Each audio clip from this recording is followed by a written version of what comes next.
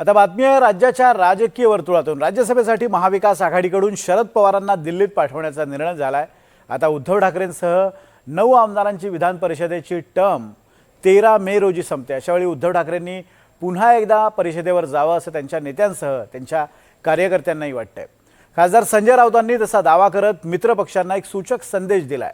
पण उद्धव ठाकरे आणि महाविकास आघाडीसाठी ही निवडणूक तितकी सोपी आहे का, जाणून घेण्यासाठी पाहूयात हा रिपोर्ट।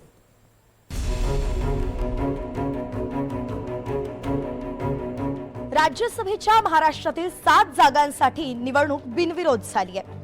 भाजपकडून रामदास आठवले, विनोद तावडे, माया इवनाते आणि रामराव वडकुते यांना संधी मिळाली।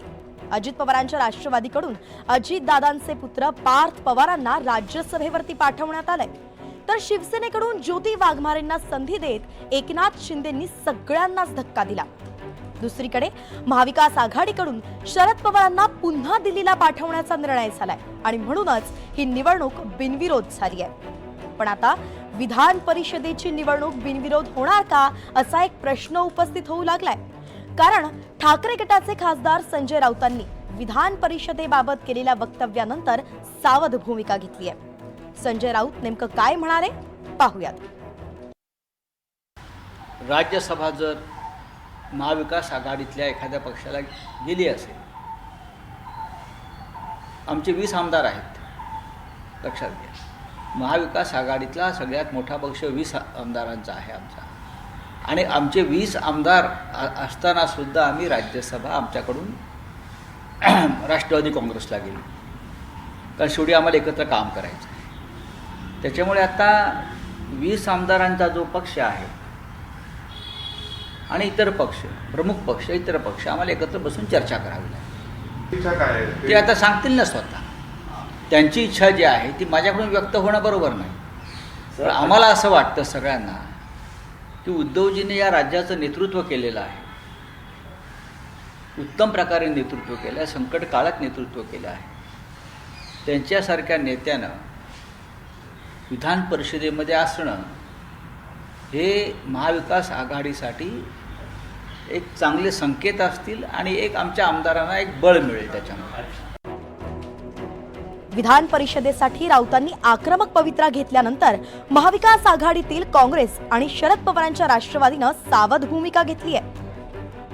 त्यात कोणी बोलत नाहीये। नाही, मूळ प्रश्न आहे की जेव्हा आम्ही कोणाला मदत करतो त्याला आम्ही त्याग केला असं नाही म्हणता येत। आखरी अलायन्स म्हटलं तर आम्हाला एकत्रित काम करावं लागतं आणि एकमेकालाच मदत करावं लागतं, आणि अलायन्स म्हणूनच सत्तेतलं जो माज आलेला पक्ष आहे त्याला जनतेसाठी काम करायला भाग पाडणं हे आमचं कर्तव्य बनते, आणि म्हणून आम्ही तिघही जण महाविकास आघाडी म्हणून एकत्रित काम करतो आहे। राज्यसभेला खरं म्हटलं तर महाविकास आघाडी म्हणून आमची संख्या कमी असताना सुद्धा महाविकास आघाडीच्या आमच्या मित्रपक्षांनी आदरणीय पवारसाहेबांच्या ज्येष्ठतेचा विचार करून, त्यांच्या अनुभवाचा विचार करून त्यांना त्या ठिकाणी पुढाकार घेऊन त्यांनी संधी दिल्याबद्दल आभार व्यक्त करतो।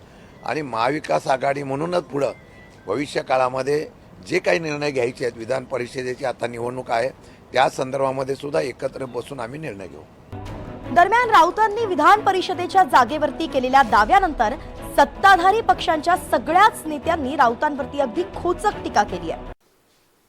आता जर कुणाला आमचा पाठिंबा पाहिजे असेल तर त्यांनी आमचे एक्स्ट्रा मतं पाहिजे असतील तर एकनाथ शिंदे साहेबांशी संपर्क साधावा। हे आदान प्रदानाचा विषय आहे, त्याच्यामध्ये प्रॉब्लेम काय आहे? तुम्हाला जर त्या ठिकाणी आमचे एक्स्ट्रा मतं पाहिजे असतील तर संपर्क साधावा। जर काँग्रेस तुम्हाला सपोर्ट करत नसतील, विचार करू म्हणून बोलत असतील, ज्या काँग्रेससाठी तुम्ही शिवसेना भाजपा युतीचे विधानसभेवर बहुमत आलेलं असताना सुद्धा, निवडणूक पूर्व युती केली असताना सुद्धा आपण भारतीय जनता पार्टीला बाजूला केलं, त्या काँग्रेसचे मंत्री केलेत, त्या काँग्रेसला सत्तेत वाटा दिला, ती काँग्रेस तुम्हाला एक विधान परिषदेची जागा देण्याकरता विनवणी करायला लावते। विधानसभेच्या निवडणुकीला जनतेनं तुम्हाला घरी बसवलं, जिल्हा परिषद, महापालिका, पंचायत समितीच्या निवडणुकीला देखील जनतेनं तुम्हाला घरी बसवलं। आता येणाऱ्या 25 वर्षामध्ये संजय राऊत आणि उभाटा गट यांना घरी बसण्याचं आवडतं काम करावं लागणार आहे, कारण जनतेचा तुमच्यावर विश्वास उरलेला नाही. उद्धव ठाकरे यांच्यासह विधान परिषदेतील 9 सदस्यांची मुदत येत्या 13 मेला संपतीये आणि त्यातच उद्धव ठाकरे, नीलम गोऱ्हे, अमोल मिटकरी, शशिकांत शिंदे, राजेश राठोड, रणजित सिंग मोहिते पाटील, संजय केणेकर, संदीप जोशी आणि दादाराव केचे यांचाही समावेश आहे. आता या 9 जागांसाठी निवडणूक कार्यक्रम लवकरच जाहीर होण्याची शक्यता आहे.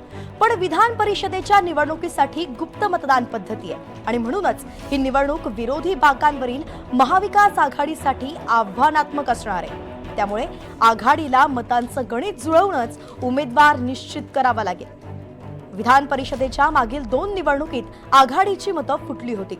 विधानसभेतील संख्याबळ लक्षात घेतलं तर विधान परिषद निवडणुकीत उमेदवाराला विजयी होण्यासाठी अगदी पहिल्या फेरीत 28 मतं घ्यावी लागणार आहेत. शिवसेना ठाकरे गट, राष्ट्रवादी शरदचंद्र पवार पक्ष आणि काँग्रेसचे मिळून विधानसभेमध्ये 46 आमदार आहेत. आघाडीनं परिषदेच्या 2 जागा लढवायचं ठरवलं तर अन्य छोट्या पक्षांची मदत घ्यावी लागणार आहे.